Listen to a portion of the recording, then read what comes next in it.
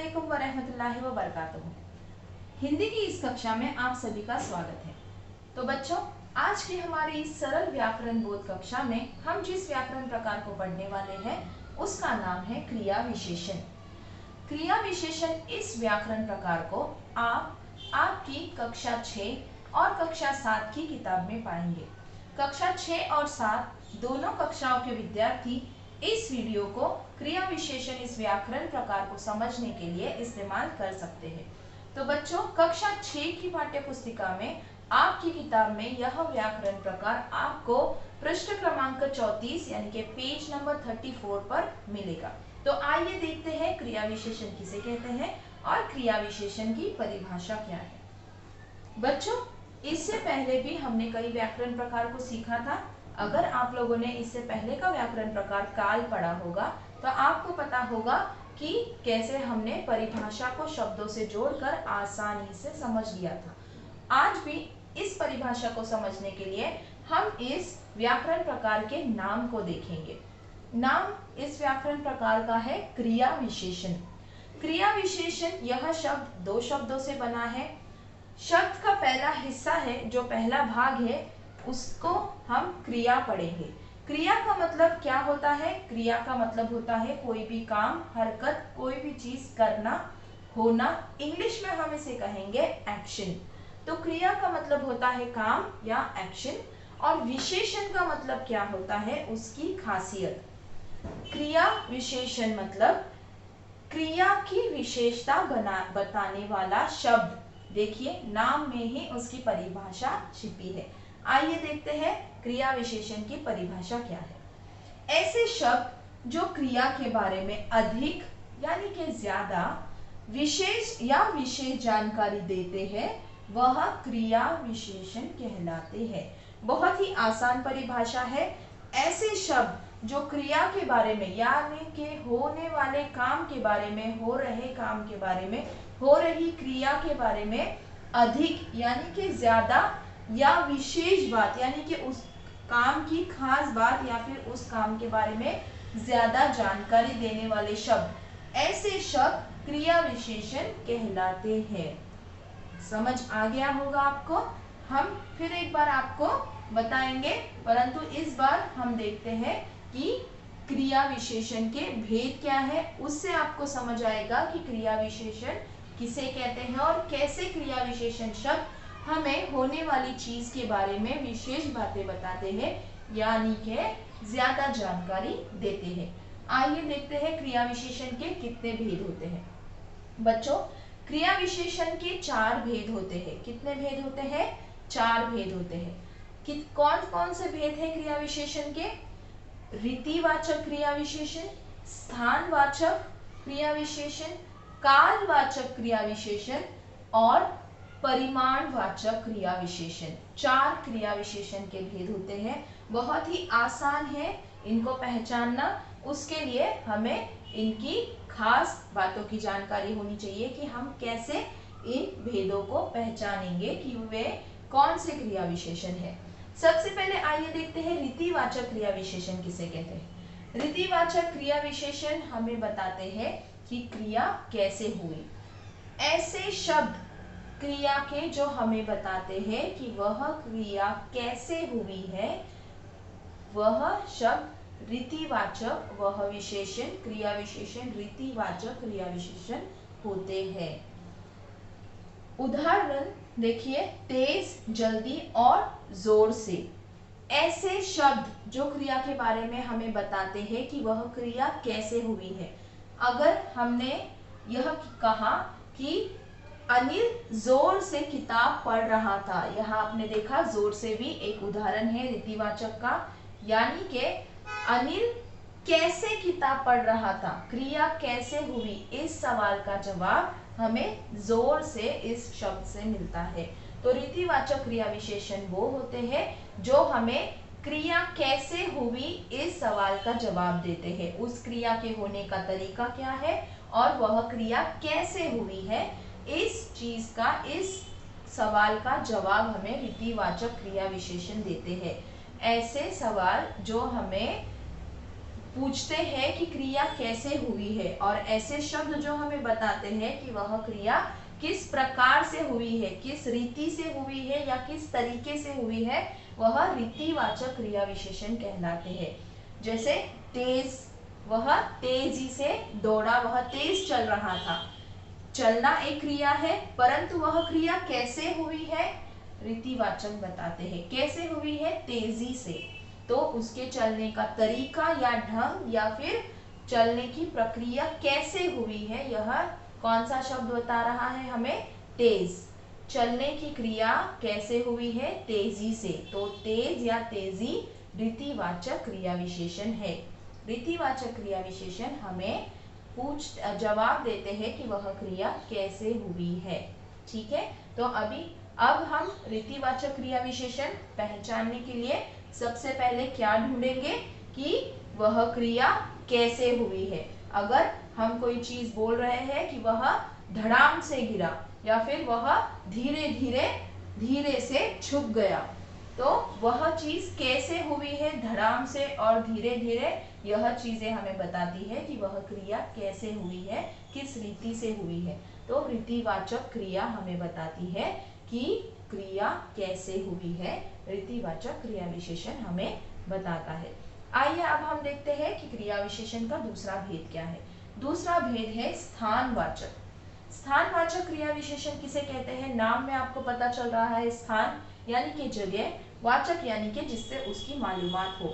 ऐसे क्रिया के शब्द जो हमें बताते हैं कि क्रिया कहाँ हुई है, उसका स्थान क्या था जब वे हुई, क्रिया जब हो रही थी तो वह क्रिया कहाँ हुई है, यह बताने वाला शब्द हमें स्थानवाचक क्रिया विशेषण का बोध देता है। तो स्थानवाचक क्रिया विशेषण आप कैसे पहचानेंगे, स्थानवाचक क्रिया विशेषण हमें बताते हैं कि वह क्रिया कहाँ हुई है, किस स्थान पे हुई है।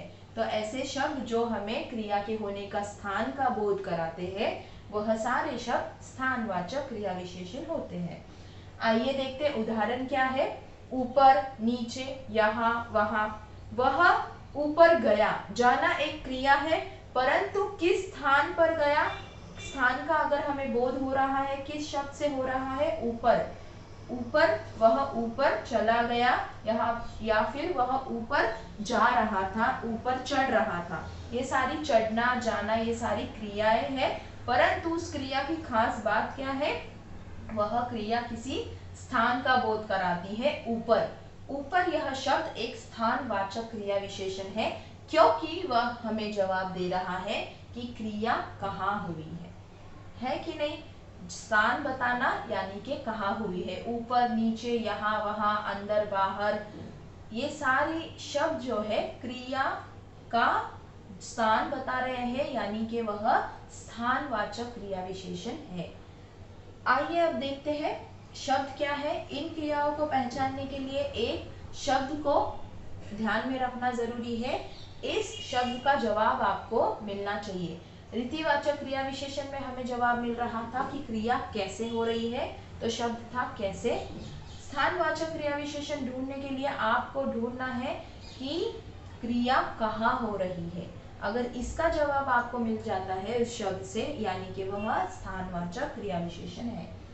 स्थानवाचक क्रिया विशेषण बताता है क्रिया कहाँ हो रही है, वैसे ही रीतिवाचक क्रिया विशेषण ने हमें बताया कि क्रिया कैसे हो रही है, किस रीति से हो रही है। आइए अब हम देखते हैं कि तीसरा भेद क्रिया विशेषण का क्या है। तीसरा भेद है कालवाचक। काल हमने पहले भी पढ़ा था, काल का मतलब क्या बताया था हमने आपको, जी हाँ, काल का मतलब हमने बताया था कि समय होता है। तो कालवाचक, वाचक यानी कि उससे बोध होना, जानना, काल यानी कि समय, ऐसा शब्द जिससे हमें जानकारी मिलती है कि वह क्रिया कब हुई, क्रिया कब हुई, क्रिया का काल बताने वाला शब्द कालवाचक क्रिया विशेषण होता है। बहुत ही आसान है। ऐसा शब्द जो बताता है क्रिया कैसे हुई, किस तरीके से, रीतिवाचक, रीति बताता है। ऐसा शब्द जो हमें बताता है क्रिया कहाँ हुई, स्थान बताता है, स्थानवाचक। ऐसा शब्द जो हमें बताता है क्रिया कब हुई, यानी कि समय बता रहा है, कालवाचक। तो क्रिया कब हुई, यह बात का जवाब हमें कौन देता है? इस बात का जवाब हमें कालवाचक क्रिया विशेषण देता है। उदाहरण देखते हैं। सुबह प्रतिदिन 6 बजे, मैं हर रोज 6 बजे उठता हूँ, यानी कि वह क्रिया उठने की क्रिया कर रही है या हो रही है, पर कब हो रही है उसका काल क्या है, समय का बोध क्या हो रहा है? 6 बजे। तो 6 और प्रतिदिन सुबह, ये सारे शब्द आपको बता रहे हैं कि वह क्रिया किस समय पर हो रही है, यानी कि किस काल में हो रही है, यानी कि काल का बोध देते हैं। वह क्रिया कब हुई बताने वाले शब्द कालवाचक क्रिया विशेषण कहलाते हैं। चलिए, हमने देखा किस तरीके से क्रिया हो रही है, कहाँ हो रही है और कब हो रही है। आइए अब हम देखते हैं परिमाणवाचक। बच्चों ये याद रखिए, परिमाण और परिणाम दो समश्रुत भिन्नार्थक शब्द हैं, लगभग एक जैसे हैं पर दोनों के अर्थ बिल्कुल अलग है। परिमाण का मतलब होता है नाप तोल, यानी कि कितना है वो इसका जवाब देता है। परिणाम का मतलब होता है उसका अंजाम। ठीक है, तो यहाँ पे हमारा शब्द है परिमाण, उसको गिनना, उसका परिमाण नापना, नाप तोल करना, या फिर कितना है वो वह देखना हमारा परिमाण होता है। तो परिमाणवाचक ऐसा क्रिया का शब्द जो हमें बताता है कि क्रिया कितना या कितनी हुई है, वह शब्द हमें परिमाणवाचक क्रिया विशेषण का बोध देते हैं। जैसे कि उसने थोड़ा खाना खाया, या फिर बस मुझे थोड़ा सा वक्त दे दो। वक्त देना एक क्रिया है, ठीक है, समय देना एक क्रिया है, परंतु कितना समय देना है, क्या खास बात है इस क्रिया की, विशेषता क्या है? थोड़ा सा। कितना समय देना है, परिमाण क्या है उसका? थोड़ा सा, जरा सा, ज्यादा, बहुत, भारी, यह सारी परिमाण है, गिनती के परिमाण है, नाप तोल सकते हैं कितना या कितनी क्रिया हुई है वह पता चल रहा है। थोड़ा, ज्यादा, कम, यह सारे परिमाण, जब हमें इन परिमाणों का बोध होता है क्रिया से, तो वह परिमाणवाचक क्रिया विशेषण कहलाते हैं। अब यह परिमाणवाचक क्रिया विशेषण हमें बताता है कि क्रिया कितना, चीज कितना या कितनी हुई है। आप सभी को समझ आया? रीति में हमें पता चलता है कि क्रिया कैसे हुई है। स्थानवाचक हमें बोध कराता है कि क्रिया कहाँ हुई है, क्या स्थान था। कालवाचक क्रिया विशेषण हमें बोध कराता है कि क्रिया कब हुई है, और परिमाणवाचक क्रिया विशेषण हमें बताते हैं कि क्रिया कितनी हुई है, कैसे, कितनी और कितना हुआ है, उसको थोड़ा है, ज्यादा है, बहुत है, अधिक है, लगातार है, यह सारी चीजें हमें क्रिया विशेषण से पता चलती है। क्रिया के बारे में विशेष जानकारी देने वाला शब्द क्रिया विशेषण कहलाता है। और क्रिया विशेषण के 4 भेद होते हैं: रीतिवाचक, स्थानवाचक, कालवाचक और परिमाणवाचक। रीति शब्द से पता चल रहा है कि उसकी जानकारी, यानी कि वह कैसे हुई है, किस तरीके से हुई है। रीति का मतलब होता है तरीका, चलन, कैसे हुई है। स्थानवाचक यानी कि किस जगह पर हुई है, उसके स्थान का बोध, कहाँ हुई है। कालवाचक कब हुई है, किस समय पर। और परिमाणवाचक कितनी हुई है। यह चारों क्रिया विशेषण के भेद है। उम्मीद है आप सभी को यह आसान सरल व्याकरण बोध समझ आया होगा।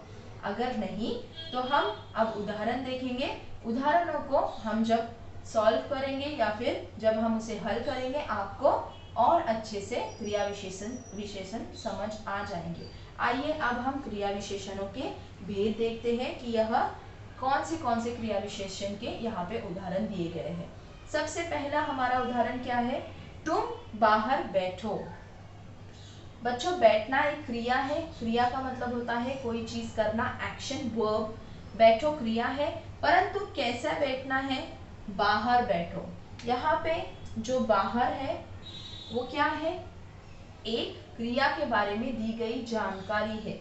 किस चीज का बोध हमें कराता है, किस सवाल का जवाब देता है? क्रिया कैसे हुई है? नहीं, यहाँ ऐसा कोई भी चीज नहीं दी है जिससे पता चले क्रिया कैसे हुई। क्या हमें इस सवाल का जवाब मिल रहा है कि क्रिया कहाँ हुई है? बिल्कुल, तुम बाहर बैठो। बाहर हमें बताता है कि क्रिया कहाँ हुई है, क्रिया का स्थान क्या है। यानी कि यह क्रिया विशेषण कौन सा क्रिया विशेषण है, स्थानवाचक। बाहर स्थान बताता है तो यह बाहर बैठो स्थानवाचक क्रिया विशेषण हुआ।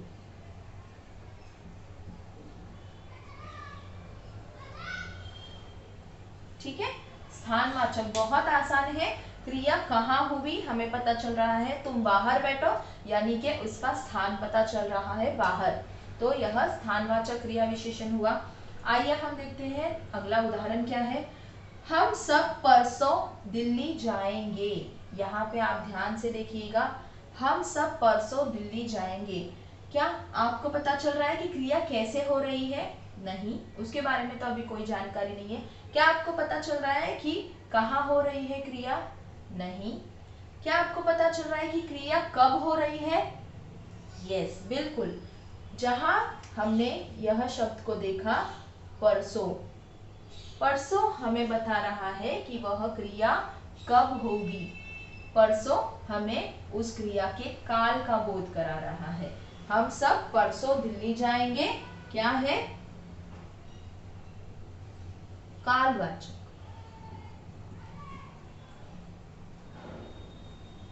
ठीक है बच्चों, तो सबसे पहले बाहर हुआ स्थानवाचक, हम सब परसों दिल्ली जाएंगे हुआ कालवाचक। आइए अब हम देखते हैं, सब ने खूब मजे किए। यहाँ पे हमें क्या पता चल रहा है? सब ने खूब मजे किए। मजे करना एक क्रिया है, परंतु क्या विशेषता है उन मजे करने की कि खूब सारे उन्होंने मजे किए। आइए देखते हैं कैसे मजे किए, ये तो बताया नहीं है, तो कैसे का जवाब हमें नहीं मिल रहा है। कहाँ मजे किए ये भी नहीं दिया गया है, तो हमें स्थानवाचक का बोध नहीं हो रहा है। हम सब ने खूब मजे किए, इसमें काल के भी बारे में यानी कि कब मजे किए ये भी नहीं बताया है, परंतु हम सब ने खूब मजे किए। परिमाण बताया गया है कि कितने मजे, यानी कि कितना, क्रिया कितना या कितनी हुई है, इस बात का बोध हमें हो रहा है कि खूब मजे किए हैं। कितने मजे किए हैं? क्रिया कितनी की है? खूब, यानी कि बहुत ज्यादा। तो खूब हमें बताता है कि यह क्रिया विशेषण किस भेद का है? परिमाणवाचक।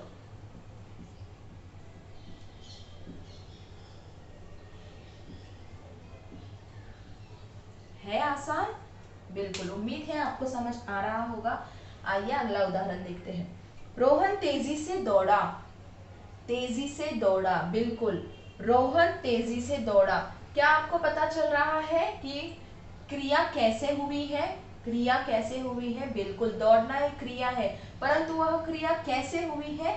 तेजी से। किस तरीके से हुई है? किस रीति से हुई है? तेजी से। यानी कि रोहन तेजी से दौड़ा, यह एक रीतिवाचक क्रिया विशेषण है।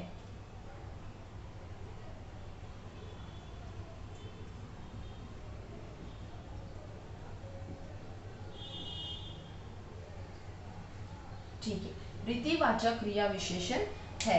आइए देखते हैं, हम प्रतिदिन पाठशाला जाते हैं। अगला उदाहरण है, हम प्रतिदिन पाठशाला जाते हैं।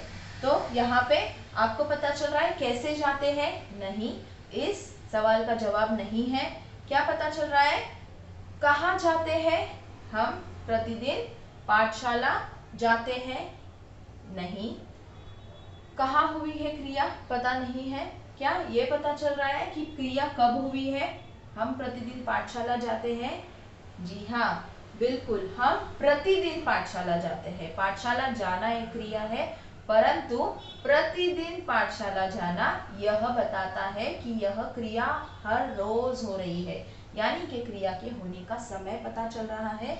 इसीलिए यह वाक्य यानी कि प्रतिदिन यह शब्द क्या है? कालवाचक क्रिया विशेषण है।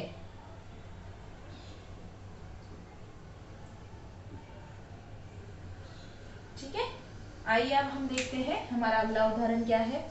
तुम सब एक एक करके जाना। तुम सब एक साथ नहीं जाना है आप लोगों को, तुम सब एक एक करके जाना। तो आपको पता चल रहा है कि यह क्रिया कैसे हुई है? क्या पता चल रहा है कि क्रिया कहाँ हुई है? क्या पता चल रहा है कि क्रिया कब हुई है? नहीं, परंतु कितनी हुई है? परिमाण। कितनी हुई है पता चल रहा है कि तुम सब एक एक करके जाना, बताया गया है कि कितने परिमाण में, कैसे आपको उसको गिनना है, एक एक करके जाना, यह हमें क्रिया का परिमाण बताता है। तो तुम सब एक एक करके जो है यह शब्द हमें बताते हैं कि यह क्रिया परिमाणवाचक है।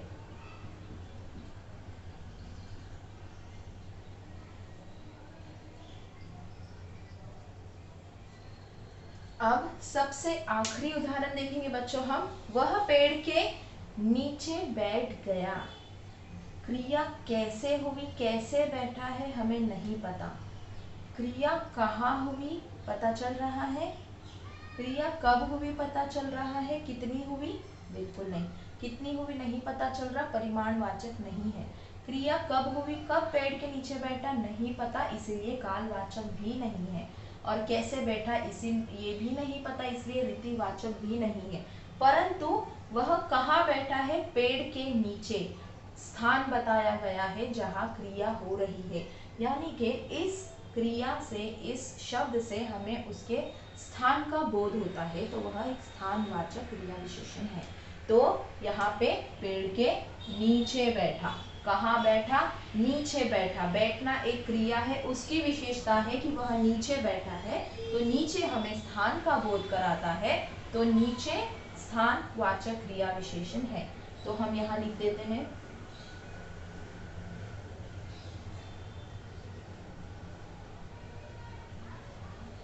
है आसान, बिल्कुल। तो आइए, अब हमने उदाहरण भी देख लिए हैं, अब हमने परिभाषा भी देख ली है और चारों भेद भी देख लिए हैं। एक और बार हम आपको परिभाषा और चारों भेद को समझा लेते हैं, और इसके बाद कभी भी आपको क्रिया विशेषण आए तो आप इस तरीके से उसको हल कर सकते हैं। क्रिया विशेषण जो एक व्याकरण प्रकार है, वह हमें बताता है कि क्रिया की विशेषताएं क्या है। क्रिया की विशेषता बताने वाला शब्द, यानी कि ऐसे शब्द जो हमें क्रिया के बारे में अधिक या विशेष जानकारी देते हैं, वह शब्द क्रिया विशेषण कहलाते हैं। क्रिया विशेषण में चार भेद होते हैं। सबसे पहला होता है रीतिवाचक। रीतिवाचक क्रिया विशेषण हमें एक सवाल का जवाब देता है। रीतिवाचक क्रिया विशेषण हमें बताता है कि क्रिया कैसे हुई है, तेज हुई है, जल्दी हुई है, धीमी हुई है, अच्छी हुई है, ये सारी किस तरीके से क्रिया हुई है, यह बताने वाले शब्द होते हैं रीतिवाचक क्रिया विशेषण। दूसरा है स्थानवाचक क्रिया विशेषण। स्थानवाचक क्रिया विशेषण हमें बताते हैं कि वह क्रिया किस स्थान पर, यानी कि क्रिया कहाँ हुई है। इस सवाल का जवाब हमें स्थानवाचक क्रिया विशेषण देते हैं, यानी कि ऊपर नीचे, यहाँ वहाँ, आगे पीछे, अंदर बाहर, यह सारे शब्द हमें स्थानवाचक क्रिया विशेषण का बोध कराते हैं। आइए देखते हैं तीसरा है कालवाचक क्रिया विशेषण। कालवाचक क्रिया विशेषण हमें बताते हैं कि क्रिया कब हुई है, किस समय हुई है, यानी कि सुबह, प्रतिदिन, आज, परसों, अगले साल, पिछले साल, ये सारे, प्रतिवर्ष, प्रति सप्ताह, ये सारे शब्द हमें बताते हैं कि क्रिया कब हुई है। यह सारे शब्द कालवाचक क्रिया विशेषण कहलाते हैं। परिमाणवाचक क्रिया विशेषण वह कहलाते हैं जो हमें बताते हैं कि क्रिया कितनी या कितना हुई है, जैसे कि थोड़ा, ज्यादा, अधिक, भारी, एक एक, तिल तिल, यह सारे शब्द हमें बताते हैं कि क्रिया का परिमाण क्या है, कि किस तरीके से कितनी क्रिया हुई है। तो यह सारे शब्द परिमाणवाचक क्रिया विशेषण कहलाते हैं। जब भी आप इन उदाहरणों को आप हल करने की कोशिश करेंगे, सबसे पहले आपको ढूंढना है कि क्रिया कैसे हुई है। अगर इसका जवाब आपको मिलता है तो वो रीतिवाचक क्रिया विशेषण है। कहाँ हुई है, अगर इसका जवाब अगर आपके प्रश्न में है तो आपको वह स्थानवाचक क्रिया विशेषण बताएगा। अगर आपको यह देखना है कि क्रिया कब हुई है और इसका जवाब आपके वहां पे प्रश्न में है, तो आप उसको कालवाचक क्रिया विशेषण के भेद में लिख सकते हैं, और ऐसा शब्द जो आपको बताता है कि क्रिया कितना या कितनी हुई है, वह आपको परिमाणवाचक क्रिया विशेषण का बोध कराती है। तो बच्चों, आज हमने क्रिया विशेषण सीखा। उम्मीद है कि आप सभी को क्रिया विशेषण समझ आया होगा। कक्षा 6 और कक्षा 7 के बच्चे क्रिया विशेषण को समझ के अपनी पाठ्य पुस्तिका में हल कर सकते हैं। बच्चों, आपको यह क्रिया विशेषण की परिभाषा और जो भी हमने यहाँ पर लिखा है, आपको इसको आपके किताब में यानी कि आपकी नोटबुक में लिखना है, व्याकरण भाग में लिखना है। और जब भी आप क्रिया विशेषण को हल करने की कोशिश करेंगे, अगर आपको नहीं याद आ रहा तो एक बार फिर आप इसको पढ़ेंगे और आप हल करने की कोशिश करेंगे। तो बच्चों, आज सरल व्याकरण बोध कक्षा में इतना ही। हम आपको अब अगली कक्षा में मिलेंगे एक अगले व्याकरण प्रकार के साथ। धन्यवाद।